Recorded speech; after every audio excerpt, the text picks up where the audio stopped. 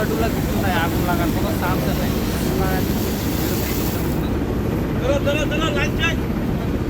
রান্নাঘর নাই, চুলা নাই, কিছু নাই। তো বলে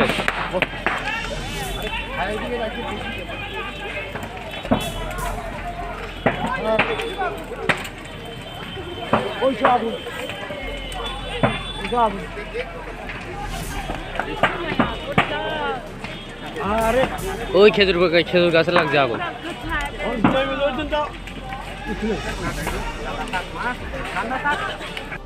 সার্ভিস থেকে হ্যাঁ প্রথমে জলাইবাড়ি ফায়ার স্টেশনে তারা যে কলসিতে তারা অ্যাটেন্ড করছে, হ্যাঁ তারা এখানে খুব জলটা দূরে আসছিল।